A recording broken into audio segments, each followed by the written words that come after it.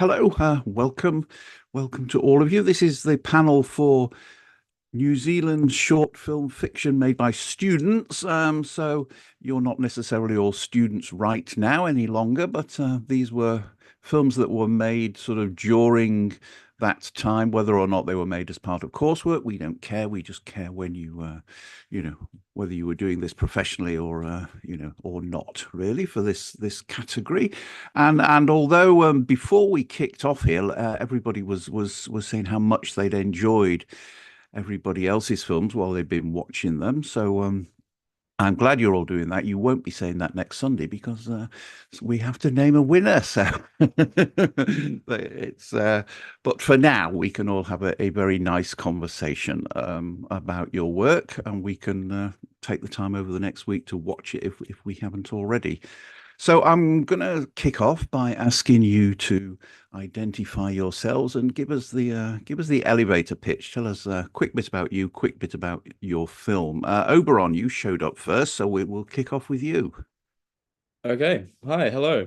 Yeah, my name is Oberon Romand. I'm a Wellington-based. I was a student last year. Now I'm working in the industry.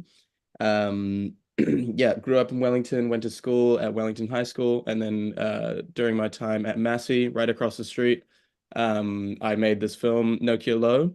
It was my graduate project. And yeah, quick elevator pitch. Nokia Low is a sort of a gritty look at the breakdown of a relationship, and looking at themes of toxic codependency, feeling like you are forced to be engaged with someone, and then everything is just quite dramatically enhanced. So our main character, Michael, is an ex-drug dealer, and he supports his partner, Jasmine, who is a drug addict. He can't deny her the drugs because he's afraid that she'll leave him, and she can't leave him because she depends on him for drugs. So it's just a really dark, couple of days, and it all just kind of falls apart. Um, yeah, that's my elevator pitch. Okay, thank you. Taniora, tell us about the Great South. Kia ora, I'm Tony Oronsby. I'm the writer director for The Great South. The Great South is a story about two young boys growing up in South Auckland and having to navigate the sort of hardships uh, that they encounter on an everyday basis. The main plot of the film is relatively simple. It's about the same two boys trying to get a bottle of milk from their local dairy, and essentially how tough that can be at times. Yeah, pretty short compared to the bird, but All yeah, right. that's pretty much the story. Okay, thank you. Holly, tell us about Amalgamate. Kia ora, I'm Holly. I'm the writer and director of Amalgamate. And Amalgamate is a short film about a young Māori man who is infiltrating a political party, hoping to expose them. He then discovers that the political party is experimenting on Māori and using them for political gain. Yeah, short and sweet, just like that. Yeah. Excellent. All right, Faith, you're up. Tell us about Crescendo. So kia ora, guys. My name is Faith Cruz, and I am the writer-director of Crescendo, which is a Giallo-inspired thriller film. It was made as a part of the master's program at the University of Auckland, and my elevated pitch for it is it's about a virtuoso pianist named Serafina Hayes, who battles her family's ideals of classical perfection and also battling her inner voice and wanting to express her artistic desires. Yeah, it's a story about finding your voice within a world that often expects perfection creatively. And yeah, that's me. Short and Great. sweet as well. Thank you. All right, Wei Tong, tell us about Borders of the Heart.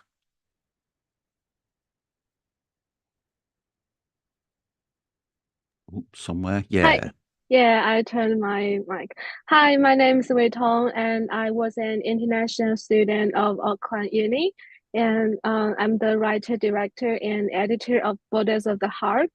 And for me, I was born and raised in China, and I just finished my 1.5 year master in University of Auckland.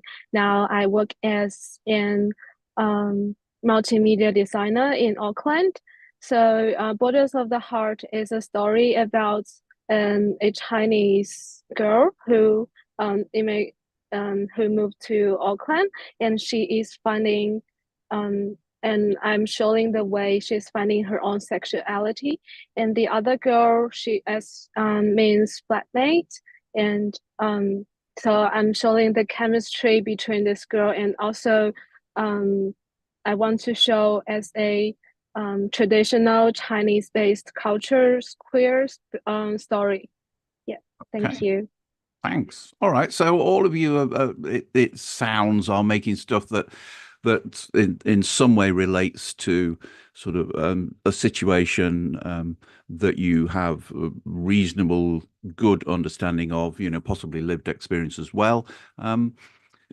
In terms of if you were making this commercially, not as, part of any sort of assessment, but, you wanted to, to get it out there and you wanted to sort of have it seen in other places, and you weren't restricted by any of the restrictions that come with doing it in a student setting. I'm interested to sort of hear what you would do differently if you were starting again. Not necessarily anything you did wrong at any point in the process so far, but but having learned from it, what would you take forward into either remaking this one or into the next project that you're working on? Everybody's looking very studious here. Faith, can I ask you to kick this one off? Yeah, sure. Just because it was a very fast-paced process, we had around 3 months before principal photography. I would definitely say a lot more time is needed for it. I'm very proud of how it came out considering the time constraints that we had.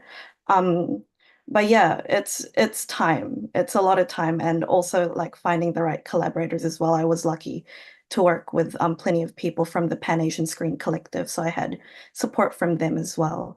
And yeah, it's basically time. It's very tough being like considering we did want to make this as like kind of our gateway and our passport to the world and like wanting to show who we are as filmmakers. Um, it was the constraints of time that pretty much drew us back. But again, it was very fun and fast paced, and I wouldn't change a thing about it. Okay, excellent. Taniora. At very similar to what Faith said, I think when it comes to time, especially when you're on set and how quickly that goes, it's you can often find yourself forgetting things that mistakes that when you make on set takes weeks and weeks and weeks to kind of correct. I can think of a few moments where I wish I had taken the extra time to get crucial shots that I feel sorely missed in the final edit. So I think if I were to try attempt to do this again, I would, slow things down and actually really take my time more on getting the shots necessary to perfectly tell the story more effectively. Okay, thank you. Wei Tong. Yeah, I think for me, if it's not our graduate program and I can choose what time I can shoot my film, I would definitely choose to shoot at summer because it's a story happened in summer days. But we overcome all the difficulties in three very cold and wet winter nights. So I'm happy about the results, but if our story can just fit the season, and I think my crew and my talents they might enjoy like more enjoyable about our filming, our shoot, and also I think if we can get longer time to develop our short list and about our art department, that would be better for my film. Yeah. Okay, thank you. Oberon. Yeah, I totally agree with everything that's been said. The time constraint, yeah, is huge. I think that if the success of our film now was just so much good luck. Everything just went perfectly. Everything that could have been a risk. Our locations were all really cool. Our actors were amazing, but everything was had to be kind of chosen quickly.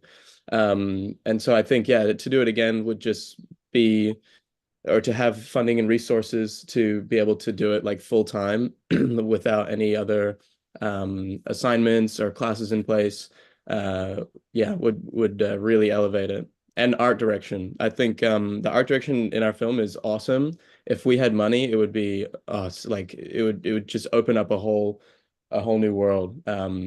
To really get a whole team of people crafting the look and the texture of the sets. Yeah. Yeah, I don't think there's anybody who would not put money on that list of Yeah. things that could 100%. improve the work they'd done. But Holly, what was it for you? Like everyone else, time would have been nice. It was very because it was very condensed, a very condensed timeline. So Tani and I went to the same school and we made our films at the same time. So I think, say, if we were looking at like pre-production, we had 2 weeks for that, and then it was 3 shoot days back to back. And it was just very fast paced. And what I really would have liked is a deeper connection with my crew. I would have liked the time to hang out with my crew a bit more and communicate my idea with them more, and just get to know their feelings around the film as well. I just wish that we could have been together more, but we were being pulled apart by our different classes. So I think connection is what I would really strive for in my next film. Okay, all right. One of the things that I see, because obviously I see everything that comes into Webfest, that whether it's series or whether it's short films or whatever, and I often get asked, sometimes more politely than others, sort of why somebody didn't get selected or nominated for award or win an award or that, and the usual reason or not the usual reason, but the reason that is far more common than anything else is that the script wasn't at the point it should have been by the time that sort of stuff got shot. And that's to me that kind of seems like 101 stuff in the sense that this is your script is the cheapest part of the process, really, because writers don't get paid that well even when they do get paid, and when it's your own project, it's your own time. I'm certainly not suggesting to any of you that you didn't do a good job in that field, but did you feel that you had got a script that you were happy to take into production, given that you were working with these tight time constraints and that? Oberon. Yes, I could say confidently I was happy to move forward with it.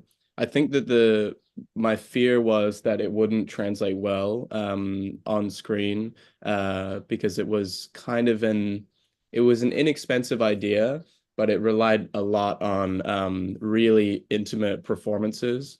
And so that was where my fears came from. But no, I was pretty happy with my script. I was working really closely with my script writing teacher at school, and was back and forth with him and back and forth with several people. And it was sort of like I wrote it, but it was kind of a collaborative process with a lot of different mentors. So I was confident in that respect. I think just to go back on what we were talking about before, if we did have time and money, I would write like 5 scripts if it was my full-time thing and pick the best one. Because yeah, I totally agree. Writing is the most important thing. All right, Holly.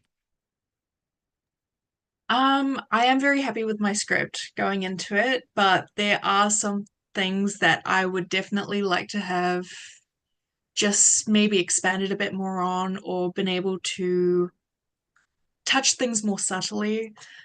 Because we had a time constraint, we could only have it 12 minutes max in our assignment, including credits.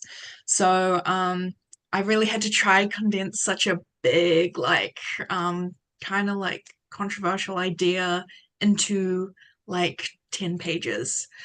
So I wish that I could have had that freedom to explore this idea more. And also, if I could have spoken with script advisors who were Maori as well, that would have been really beneficial to me as well. But I am pretty happy with how the film has turned out in the end. Yeah. Okay, Faith. Yeah, I was pretty happy with the script I did end up writing. A bit of a fun fact about Crescendo, it wasn't the original story. Like, I went through so many drafts of it, but then with the help of my master supervisor, Shuchi Katari, she was just wanting me to dig deep in terms of how I can make it my point of view. It's a very, very visual story. There are not a lot of lines. It really relies on the lighting and its syncing with the music. Overall, I am very happy with how it turned out. Again, if we weren't on a time constraint, then I would have really wanted to make everything more paid off in terms of my main characters. But overall, I'm pretty happy with how it translated to visually. Okay, thank you. Wei Tong. Yeah, I totally agree with Holly and Faith and their idea. So for me, I pretty enjoyed the process that I writing my story, and I'm really appreciate that my uni supervisor Brendan Donovan, and he gave me a lot of support as developing my story. And when we were talking about my idea, he just asked me, "Is that your story?" And I said yes. So he told me you should just stand in my point of view and developing this story as your own story, but you can write another story. And so I'm doing my own story and adding another like my point of view and what do I think about this story. And I think if we got longer time to shoot this film and we can expand it, I would like to add more about the main character means family background, just as myself. Yeah. Okay, Taniora. What's the question again? The question was how happy were you with your script by the time that you got to shoot, given that there were time constraints in your process? Right. Well, I think I was the only person that was actually happy with my script by the time when it came to the shooting, because my tutors who were assessing me on my script weren't too sure that it was feasible. When I write, I tend to write kind of ambitiously, and I planned for like multiple night shoots and police vehicles and all the stuff that would a normal person would be like, "Are you sure you're gonna be able to make that happen?" But me being me, I kind of believe in myself like maybe too much, so I didn't see a problem with it. And in the end, one of one of two script writing tutors didn't sign off on me didn't sign off my script to go ahead to film, but luckily I had enough confidence with the other one that I was able to go away and shoot it. Um, I am absolutely happy with what we got, and I'm even more sort of surprised and just really really humbled by the reception it's been getting, considering all the factors that it took to get it off the ground in the first place. So yeah, I'm pretty happy with the script. Excellent. All right. Well, we've mainly talked about the challenges so far. So let's flip the coin and talk about something that was really good, as far as you're concerned about making the film, either something that you discovered or something that you were really crossing your fingers would work and it went amazingly or even better than expected. Oberon, do you want to start us off? Yeah, sure. Like I said before, we got really lucky with basically every aspect of our production. The thing I was worried about the most were these intimate scenes. We have scenes with some, partial nudity. We have, some, kissing scenes. And I was really nervous about that because I really didn't want it to be like corny or just thrown in there just for the sake of trying to be dramatic. And searching for purpose in that was really intimidating. But I got connected with this intimacy coordinator just out of the blue. She saw something I posted on Facebook, and shout out Lori Lay, that's her name. And she was amazing. She was like just dissected everything that needed to be said in those moments and really choreographed it beautifully. And I learned a lot from that. So yeah, that's something I think that turned out really well that I was not expecting. Okay. Wei Tong. Yeah, for my film shoot, I feel like people's connection were really helpful for my film.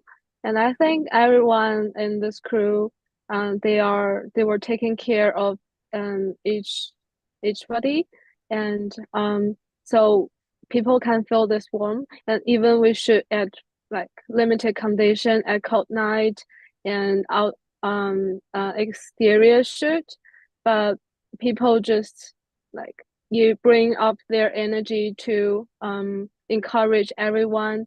We can do this. We can take this film to the reality. So I think even though I still want my my film goes better, like to overcome the winter's condition. But when I showed to my friends who doesn't know this story, they'll feel, oh, it happens in a like hot summer. I can feel the sweaty. I can feel like the warmth and the tension between my two characters. That made me feel really happy. Good. Right. Taniora. I think that the best thing about the production was I had a lot of fun. I think it was a really unique experience. It's at this level I've never kind of done anything quite this ambitious, and I felt like the energy on set was really fun.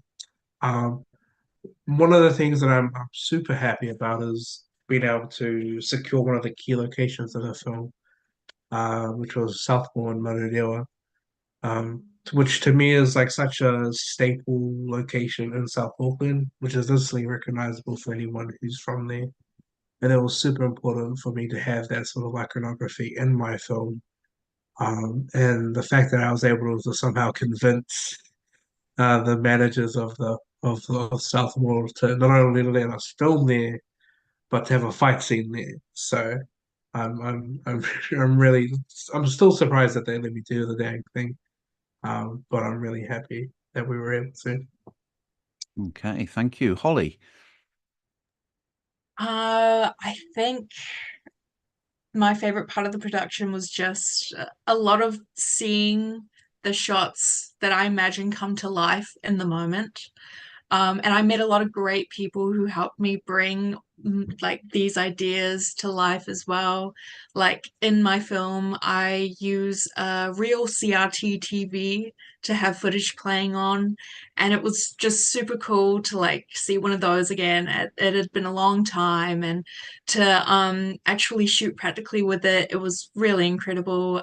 Shout out to Niwa who helped out with the CRT TV stuff.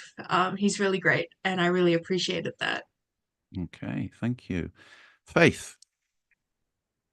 there are a lot of many moments to choose from, but I would have to agree with Holly in the sense that just seeing my script come to life, obviously scripts are very visual, but then seeing like all of the music weave in together as well was really awesome. And like having a background in music, I definitely I wanted it to be played live just because there's so much emotion that weaves in to classical music. So I was very fortunate enough that my lead talent, Siobhan Grierson, did play the piano and everything was played live. Every single take was her playing. And we were all very captivated. Sometimes I would forget to yell cut because she would just keep playing. And it was just very hypnotizing. And I was very happy with how my entire crew felt about the overall vision as well. And again, it was also very fun, and it also gave me a chance to be very ambitious with what I wanted to do, and especially with something so stylistic as Giallo. Yeah, it was very, very fun, especially working with live music. Very, very difficult, but then we got there in the end, and we were all very happy with the results. Very good. All right. I'm going to sort of take a brief moment to plug the opportunity to watch all of these films and, of course, all the other short films that we've selected in NZ Webfest. And for anyone who's watching this live on Facebook, or sorry, live on YouTube, oops, or delayed on Facebook, there is a link in the comments as to how you can register to get access to enjoy all of these films. It's free, so don't let any thoughts of money get in the way of enjoying them. In terms of being able to enjoy your films, because obviously we're a festival, we only run for a short period of time. Are there other opportunities for anybody who sees this after we've finished to see your films in any other locations? Are you into other festivals? Are you onto YouTube? Have you done a deal with anybody? Scratching and shaking of heads. So, all right. Has anybody done a deal with anybody, or has anybody got plans to place it onto YouTube? I'll jump in. The Great Shell is still doing some festival runs. It's going to be at the Misty Flicks Film Festival at the end of November. And then I think it's appearing. I think this weekend actually it was at another film festival out in Parramatta in Australia. Um, but you're probably looking at YouTube premiere sometime at the beginning of next year, at the end of the festival run. Okay, So great. keep an eye out on the Pronami Productions YouTube channel. All right. Is anybody else doing festival runs? Yeah. Yeah, How so is it going? it's going pretty well, just because we've mainly targeted towards like student film festivals, just because we've narrowed it down to that. Yeah, it's doing pretty well in terms of its festival run. So it's been selected at a couple of festivals over in Aussie. It's also, I think, in a couple of weeks going to be playing in the UK, which is pretty exciting. And yeah, eventually it will go up online for more people to see. Okay, that's good. I mean, we're quite spoilt in New Zealand for short film festivals. I mean, obviously, Show Me Shorts is the big one, the sort of the longest running and being Oscar qualifying, major attraction in that. But we do have things like Misty Flicks and Top of the South and some other opportunities. And depending on whether you're working in a particular genre of film, there are things like Terrify as well, which is also running at the moment with some New Zealand content in it. So it's a great place to be making short films because of the amount of opportunity to get them in front of people. Oberon, how's yours doing in terms of its overall journey? Yeah, it's really just started. I had to be sort of convinced to submit to festivals, and NZ Webfest is the first official submission. So I think there's a bit of a debate. We're waiting on one more NZ Youth Film Festival. Waiting to hear about that. And then after we might put it on YouTube, or we might try and do another year of festivals. So a bit of a decision to be made. I'm sort of in the favor of putting it up on YouTube and trying to get some eyes on it that way, but a bit of a debate. Okay, Holly. I am currently just waiting for all the festival notifications to come back. I've submitted to quite a few, but their notification dates are just so gapped out. So it's just a lot of waiting. But I think eventually I will have it up on YouTube. That might be maybe end of next year, but it's just feeling out how everything goes. Yeah, it's a time-consuming thing, the festival submission. So I'm always grateful when people do submit to us, but it's time and money, and of course nobody has the kind of money to be submitting to all the festival opportunities that are out there. But I think it's worth, you know, kind of getting a few under your belt if you can, because the you know, the laurel has a bit of value when you come to talk to somebody about a new idea.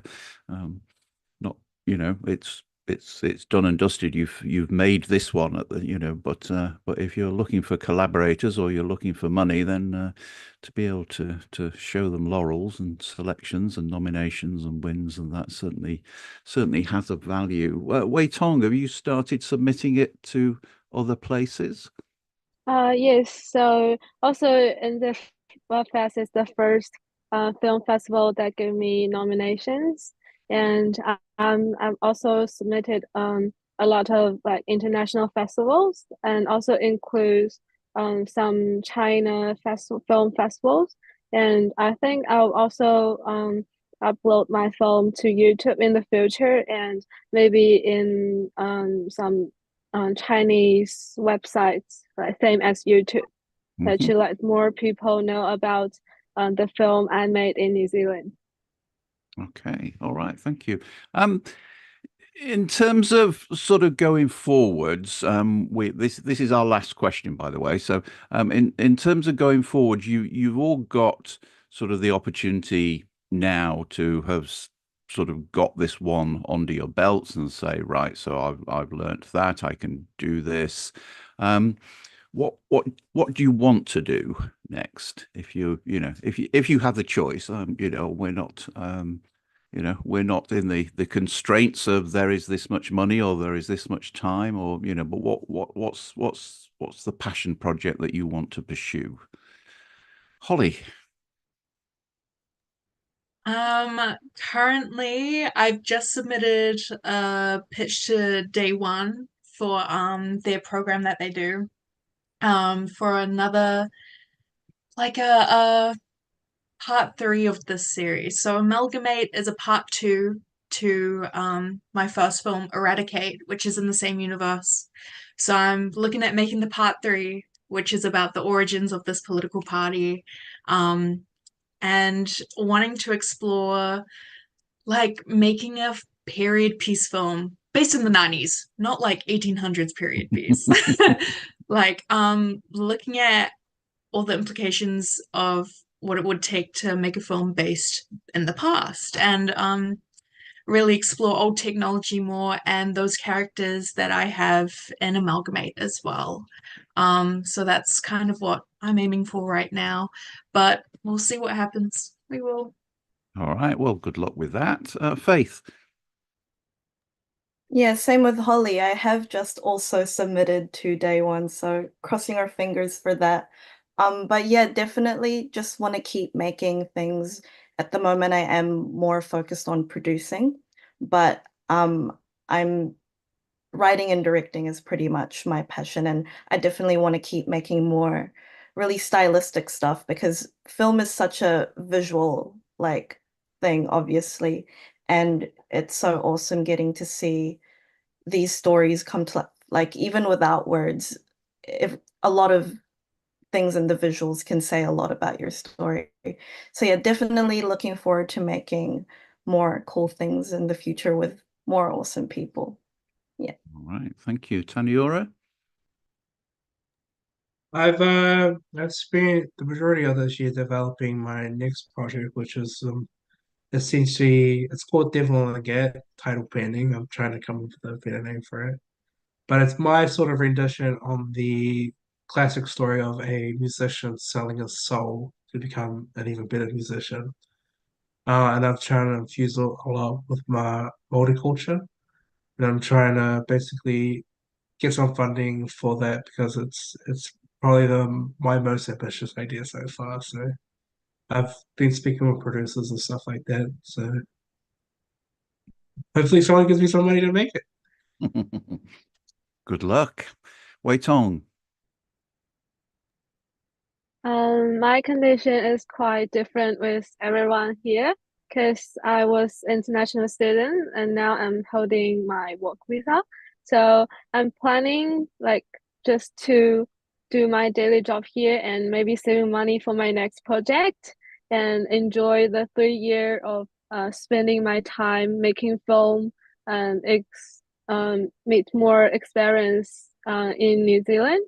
And also, I'm trying to write a new script, and I hope, because I think for an immigration, living here, my experience shows different difference with everyone who was from here. So I would like to stand from this kind of vision and to tell my story in the time I'm living here. Okay, thank you. Oberon. Yeah, yes. I'd like to make another one, bigger and better, maybe in the same sort of universe. I'm developing a story right now that is it's like a modern retelling of Dante's Inferno, set at like a house party. So it's sort of hell, purgatory, like a really grungy, nasty party, and Dante is led through the different floors.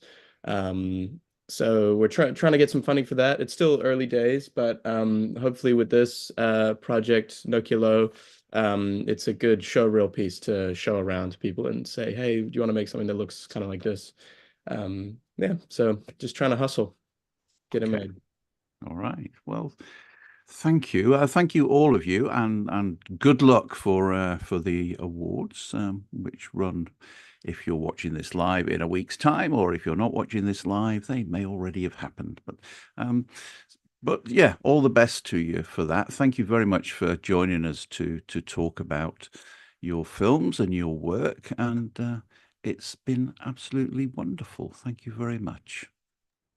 Thank you for having us. I hope to see everyone at the ceremony.